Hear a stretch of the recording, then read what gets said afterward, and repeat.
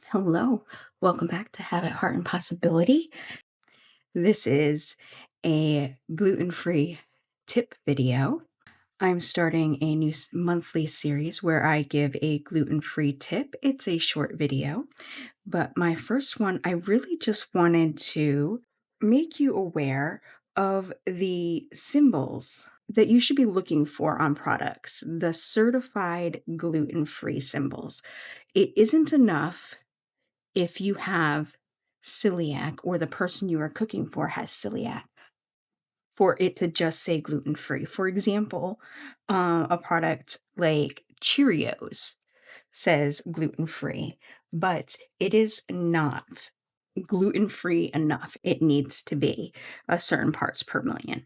And these companies will certify a company or their products, specific products, and give them permission to use their symbol on their products saying that they have been certified as gluten-free.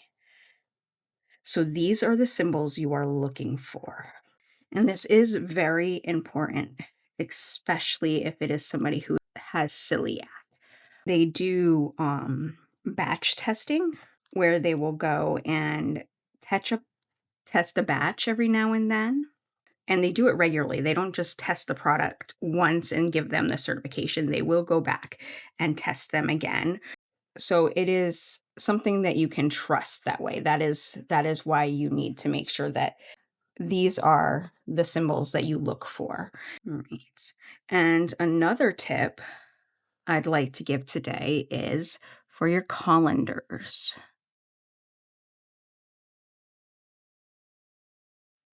If you have a family that you are cooking for and you're doing pasta, you are not going to cook gluten-free pasta for the entire family. It can be expensive. Even for my family of 4, we do not do gluten-free pasta for the entire household. It is expensive. The box can be almost $6 a box sometimes, and it comes in like 12 ounces instead of a full pound.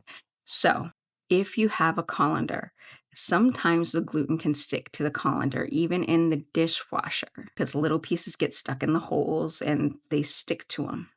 It's okay to put the colanders, stack them on each other, or even wash them together, but because the gluten will stick to the one colander when used, especially if they're plastic, it is important to have a gluten colander and a gluten-free colander. We have 2 different color colanders, so we make sure that we use them separately.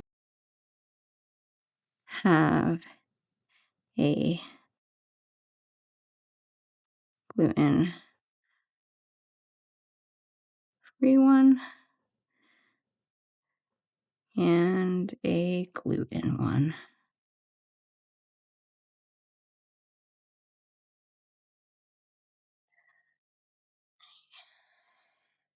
So those are my gluten-free tips for this month.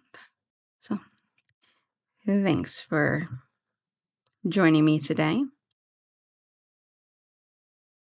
If you like this video, be sure and hit that like button and subscribe.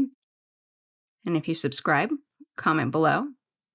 I love to hear from my community. And I'll see you soon.